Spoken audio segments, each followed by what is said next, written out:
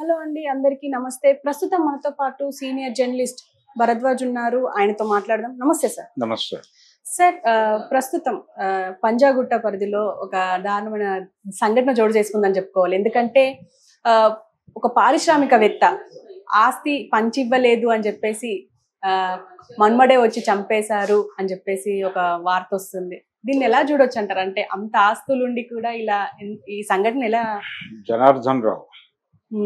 జనార్దన్ రావు గారిని ఆయన కూతురు కుమారుడు చంపేశాడు. అంటే అతన్ని పంజాగుట్టలో అరెస్ట్ చేశారు, కానీ యాక్చువల్గా ఇది అక్కడ ఒంగోలు పంజాగుట్ట పరిధిలో దొరికాడని చెప్తున్నారు. పంజాగుట్ట దగ్గర ఎక్కడో దొరికాడని చెప్తున్నారు. వెల్జాన్ గ్రూప్ చైర్మన్ ఆయన చాలా దాన ధర్మాలు కూడా నిర్వహించాడు. అంటే దాదాపు టీటీడీకి 40 కోట్ల పైన విరాళాలు ఇచ్చారని, తర్వాత ఇంకెక్కడో ఇంకో 40 అంటే ప్రభుత్వ ఆసుపత్రుల్లో సౌకర్యాలు కల్పించడానికి కూడా ఆయన విరాళాలు విస్తృతంగా ఇచ్చారని కూడా ఉంది, ప్రచారం జరుగుతోంది. అయితే ఆయన ఈ ఆస్తి పంపకాలకు సంబంధించి తన పెద్ద కుమార్తె కొడుకుకి ఇచ్చిన ప్రాధాన్యత ఇప్పుడు ఎవరైతే ఆయన మీద హత్య ప్రయత్నం కాదు, హత్య చేసేసాడు. ఈ హత్య చేసినటువంటి మనవడికి కొన్ని షేర్లు కేటాయించాడు ఆయన. ఈ షేర్ల కేటాయింపు అతనికి నచ్చలేదు, అతను ఘర్షణకు వచ్చాడు. జనరల్గా అది ఆయన సంపాదించిన ఆస్తి కాబట్టి దాన్ని ఎలా డిస్ట్రిబ్యూట్ చేయాలనేది ఆయన ఇష్టం, ఆయన విచక్షణ.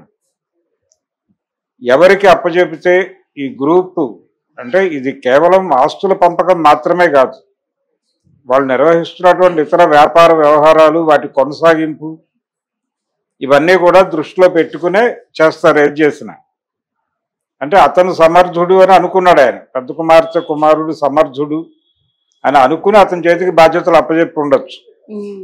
అతని చేతికి బాధ్యతలు అప్పచెప్పడం ఇతనికి నచ్చలేదు. రెండోది, ఇతను డ్రగ్ ఎడిక్ట్ అని కూడా చెప్తున్నారు పోలీసులు.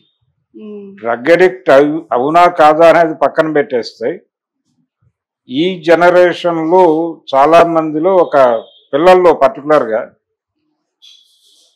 ఏమీ లేకపోయినా, ఎవరు ఏమీ ఇవ్వకపోయినా, తల్లిదండ్రులు ఏమీ ఇవ్వకపోయినా మనం బతికేయగలము అనేటువంటి కాన్ఫిడెన్స్ ఉన్నవాళ్ళు తక్కువ. తల్లిదండ్రులు తమకేమీ ఇవ్వట్లేదు అనేటువంటి ఒక చిరాకులో ఉండే వాళ్ళ సంఖ్య పెరుగుతోంది. అంటే మా కోసం మీరు ఏం చేశారు అనే క్వశ్చన్. ఈ క్వశ్చన్ రావడానికి కారణం ఏంటంటే, వీళ్ళని చిన్నప్పటి నుంచి చాలా కేర్తో చూడటం వలన వీళ్ళు మా కోసం మీరేం అంటే ప్రతిదానికి వీళ్ళు డిపెండ్ అవుతున్నారు తల్లిదండ్రుల మీద, లేకపోతే వీళ్ళ ఆస్తుల మీద డిపెండ్ అవటం ద్వారా ఇది వాళ్ళ బాధ్యతగా చూస్తున్నారు, పేరెంట్స్ బాధ్యతగా చూస్తున్నారు. మాకు ఒక ఇల్లు కట్టించివ్వాలి, లేకపోతే మాకు రెంట్స్ వచ్చేటువంటి ఇల్లు కట్టించివ్వాలి, ఇలాంటి డిమాండ్స్ చాలా మిడిల్ క్లాస్ పిల్లలు కూడా చేసేస్తున్నారు. ఇదొక ఘర్షణగా మారింది. అంటే తల్లిదండ్రులు ఇస్తారా ఇవ్వరా అనే దాంతో పక్కన పెట్టేసి వీళ్ళ జీవితంలో వీళ్ళు నిలబడి ఏం సంపాదించుకుంటారు వీళ్ళ కోసం అనే ఒక, అంటే తమ మీద తమకే ఉండాల్సినటువంటి నమ్మకం లేక ఆ బ్లేమ్ తల్లిదండ్రుల మీద వేసేయటం, తల్లిదండ్రులు ఇలా చేయటం వల్ల నా జీవితాలు ఇలా అయిపోతున్నాయి అనేటువంటి ధోరణి పెరుగుతోంది మిడిల్ క్లాస్లో. ఈ హయ్యర్ సెక్షన్స్లోనేమో మాకు ఆస్తిలో సరైనటువంటి వాటా రాలేదు అనేటువంటి గొడవ. ఈ ఆస్తిలో వాటా, పైగా కూతురు పిల్లలు, వీళ్ళు కూతుర్ల పిల్లలు, బహుశా ఆయనకు ఆడపిల్లలు మాత్రమే ఉన్నట్టున్నారు. అందుకని కూతుర్ల పిల్లలే ఆ ఆస్తికి వారసులు, అందరికీ సమానంగా ఇవ్వాలి అనేది కూడా డిమాండ్ కాదు ఆ కుర్రాడిది, ఎవరైతే హత్య చేశారో అతను. నాకు మేజర్ షేర్ ఇవ్వలేదు అనేది గొడవ. ఈ మేజర్ షేర్ ఇవ్వలేదు అనే ఉద్దేశంతో ఆయనతో ఆర్గ్యుమెంట్కి దిగాడు అతను. అంటే జరిగిన సంఘటన, ఆయన వాళ్ళ మదర్తో వెళ్ళాడు తాతగారింటికి. వెళ్ళిన తర్వాత అక్కడ చర్చ జరుగుతోంది. ఈ చర్చ సందర్భంగా ఆవిడ కాఫీ తీసుకొస్తానని కిచెన్లోకి వెళ్ళారు. ఆవిడ కిచెన్లో ఉండగా ఇతను అటాక్ చేశాడు తాత మీద.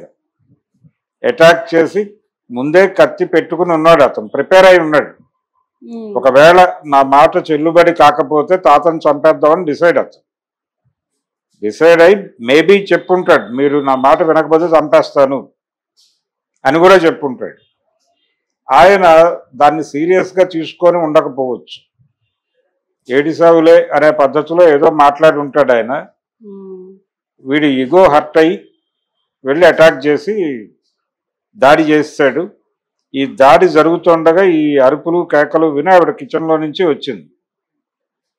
వచ్చేసరికి అడ్డుకునే ప్రయత్నం చేస్తే ఆవిడ మీద కూడా దాడి చేశాడు. ఆవిడ కూడా గాయాలై ప్రస్తుతం హాస్పిటల్లో ఉంది ఆవిడ. ఈలోపు వీళ్ళ వాచ్మ్యాన్ ఎవరో వచ్చాడు అక్కడికి, అతని మీద కూడా అటాక్ జరిగింది. అటాక్ చేసి పారిపోయాడు. ఫైనల్గా దొరికాడు. అతను దొరికిన తర్వాత ఇప్పుడు అతని సైకలాజికల్ కండిషన్ ఏంటి అనేది చూడాలి. అతను డ్రగ్ అడిక్ట్ అయితే అయి ఉండొచ్చు. డ్రగ్ అడిక్ట్ కాబట్టి ఈ హత్యాకాండ జరిగింది అనే ఒక యాంగిల్లో చూసేస్తే సరిపోతుంది. ఇది కాదు, డ్రగ్ అడిక్ట్ కాబట్టి హత్యకు పాల్పడ్డాడు అనే దానికంటే కూడా ఇతను డ్రగ్ అడిక్ట్ కావడానికి ఇతని వ్యసనాలు, ఇతని జీవితము, ఇతని లైఫ్ స్టైలు, ఈ లైఫ్ స్టైల్ డిజైనింగ్లో వీళ్ళ పేరెంట్స్ పాత్ర, సొసైటీ పాత్ర ఇవన్నీ ఉంటాయి. అంటే దేనికి ఎక్స్పోజ్ అవుతున్నారు వీళ్ళు, ఎవరెవరితో ఏమేమి మాట్లాడుతున్నారు, ఏ అభిప్రాయాలు ఎక్కించుకుంటున్నారు బ్రెయిన్లోకి పిల్లలు, వాళ్ళ బ్రాటప్ ఎలా ఉంటుంది, వాళ్ళలో తెలియకుండానే వాళ్ళు చిన్నప్పటి నుంచే ఎక్స్ప్రెస్ చేస్తారు. ఈ అభిప్రాయాలు ఉంటున్నాయి వీళ్ళల్లో అనేది అర్థమవుతుంది తల్లిదండ్రులకి. అయితే వీళ్ళు ప్రాపర్గా వినరు. వినక వాళ్ళల్లో పోగుపడుతున్నటువంటి అపసవ్యతల్ని అర్థం చేసుకుని వాళ్ళని ఇమ్మీడియట్గా గైడ్ చేయాలి. ఈ అభిప్రాయం కరెక్ట్ కాదు, నీకు ఎలా వచ్చిందో నీ బ్రెయిన్లోకి వచ్చింది, ఇది నువ్వు ఎక్స్ప్రెస్ చేసావు, కానీ వాస్తవం ఇది అని ఇమ్మీడియట్గా కరెక్షన్ మెకానిజం గనక పేరెంట్స్ చేయగలిగితే ఇలాంటి పిల్లలు తయారవరు. కానీ ఈ శ్రద్ధ పెట్టరు ఎవరు, పేరెంట్స్ బెటరు, టీచర్స్ అంతకంటే పట్టించుకునే పరిస్థితుల్లో లేరు ఇప్పుడు. దాంతో వీళ్ళు అదే అభిప్రాయాలతో పెరుగుతూ ఉంటారు. అంటే నిరంతరం మాకు అన్యాయం జరిగిపోతుంది అనేటువంటి ఒక అభిప్రాయంతో ఉంటారు. అంతే తప్ప అసలు ఈ ప్రపంచంలో ఏమీ లేకపోయినా మనం బతకగలం అనే ఒక కాన్ఫిడెన్స్ను నింపటంలో ఫెయిల్ అవుతున్నారు. దీనికి రకరకాల కారణాలు, అంటే వీళ్ళ వ్యసనాలు, వాళ్ళు ఎటు వెళ్తున్నారు, ఆ ట్రావెల్లో, అంటే రెండోది మార్కెట్ ఎకానమీలో ప్రతి మనిషి కూడా రోజుకి ఎంత ఖర్చు పెట్టాలనేటువంటి ఒక ప్రోగ్రామ్ డిజైన్ అయిపోయి ఉంది. ఈ డిజైన్డ్ ప్రోగ్రాంలో మనం డబ్బులు ఖర్చు పెట్టుకుంటూ వెళ్ళిపోతాం. డబ్బులు ఖర్చు పెట్టడము, డబ్బులు సంపాదించటం, ఈ రెండిటి మధ్య తూకం దెబ్బతిన్నప్పుడు కష్టాల్లోకి వెళ్తాడు ఏ మనిషి అయినా. ఈ కష్టంలోకి వెళ్ళినప్పుడు పర్వాలేదులే, ఈరోజు డబ్బులు లేకపోయినా పర్లేదు, మనం రేపు సంపాదించుకోగలం అనే కాన్ఫిడెన్స్ ఉంటే ఓకే. కానీ వీళ్ళేమో డిపెండ్ అయి ఉంటారు, మాకేదో ప్రాపర్టీ రావాలి, ఇన్ని కోట్లు అంటే. పైగా డ్రీమ్స్ ఉంటాయి వీళ్ళకి. ఆ డ్రీమ్స్ ఏంటంటే మా తాత సంపాదించాడు కాబట్టి దానిలో నాకు ఇప్పుడు ఆయన 40 కోట్లు అలా దానాలు ఇచ్చాడంటేనే, ఆయన దానాలే 100 కోట్ల పైన దానాలు చేశాడంటేనే ఆయన ప్రాపర్టీస్ ఏ లెవెల్లో ఉంటాయో అర్థమవుతుంది మనకి. కాబట్టి వాటి మీద తన షేర్ క్యాలిక్యులేట్ చేసుకుని ఉన్నాడు ఆ కుర్రాడు, ప్రిపేర్డ్గా ఉన్నారు. అది రావాలనుకుంటున్నాడు, అతని కోరిక, అతని డ్రీమ్. ఆ డబ్బులు వస్తే తన జీవితం ఇలా డిజైన్ చేసుకోవాలనేది కూడా ఒక ప్రాజెక్టు, ప్రోగ్రామ్ ఉంటుంది అతను. ఎప్పుడైతే అతనికి ఆ షేర్ రాలేదో ఇమ్మీడియట్గా అతనికి ఒక సర్కిల్ ఉంటుంది. ఆ సర్కిల్ నుంచి కామెంట్స్ మొదలవుతాయి. మొదలైనప్పుడు దానికి రియాక్ట్ అవుతూ వీడు ఒక ప్రోగ్రామ్ డిజైన్ చేసుకుంటాడు. డిజైన్ చేసుకుని ఇప్పుడు ఆ తాతని లేపేయాలి అనే ప్రోగ్రామ్ డిజైన్ చేసుకోవడం వెనకాల ఈ ప్రెజర్స్ అన్నీ ఉండుంటాయి అతనికి. ఇతను ఇలాంటి వాళ్ళని కొంచెం జాగ్రత్తగా హ్యాండిల్ చేయాలి. సైకలాజికల్ డిజార్డర్ చాలా మంది పిల్లల్లో ఉంది. ఇప్పుడు చాలా మంది పిల్లల్లో సైకలాజికల్ డిజార్డర్ అనేది ఒక ఫినామినాగా మారిపోయిన ప్రపంచంలో మనం బతుకుతున్నాం. దీనికి ప్రధానమైన కారణం ఏంటంటే చిన్నప్పటి నుంచి పిల్లలతో ఎక్కువ టైం పేరెంట్స్ స్పెండ్ చేయకపోవడం, పిల్లలతో ఇంటరాక్ట్ కాకపోవడం. పిల్లలతో ఇంటరాక్ట్ అయితే వాళ్ళలో పోగుపడుతున్నటువంటి తప్పుడు భావజాలం అర్థమవుతుంది. పేరెంట్స్కి అర్థమయ్యేది ఇదివరకు. అర్థమైనప్పుడు వాళ్ళు ఇమ్మీడియట్గా అడ్రస్ చేసేవాళ్ళు దాన్ని. ఇందాకేదో మాట్లాడావు నువ్వు, అది కరెక్ట్ కాదు అని వాడిని ఏదో టైంలో కూర్చోబెట్టి కౌన్సిలింగ్ చేసేవాళ్ళు. ఈ కౌన్సిలింగ్ తాలూకా ప్రభావం వాడికి వాస్తవాలు అర్థం చేయించడం. రియాలిటీ అనేది పిల్లలకు ఎప్పటికప్పుడు అర్థం చేయించాలి. ఈ రియాలిటీస్ అర్థం చేయించకుండా పెంచుతారు.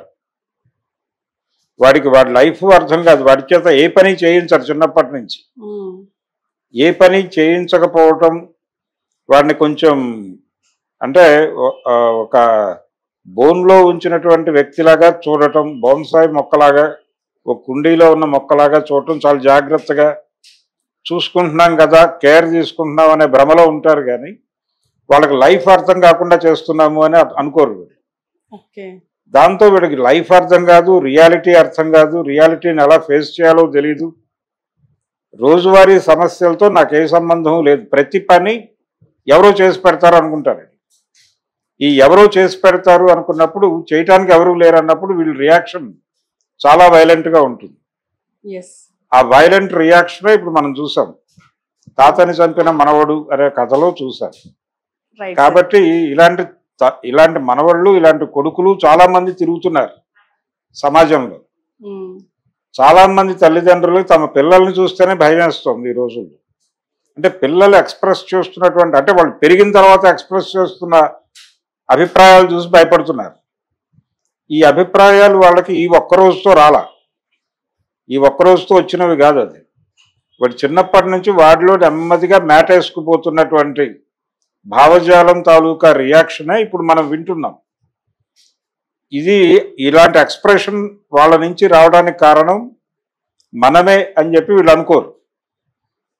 చాలామంది ఇప్పుడు భార్యలని చంపేస్తున్నటువంటి భర్తలు, ఇలాంటి రకరకాల కేసులు వింటున్నాం మనం.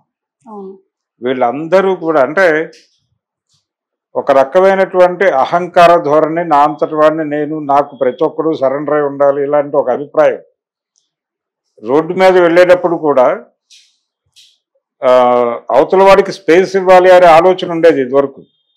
అంటే వెళ్తున్న రోడ్లోకి ఇంకో రోడ్డు కలుస్తున్నప్పుడు అట్నుంచి వెహికల్స్ వస్తాయి కాబట్టి మనం స్లో అయి వెళ్ళాలి ఇలాంటి సందర్భాల్లో అని రెండు వైపుల వాళ్ళు అనుకునేవాళ్ళు.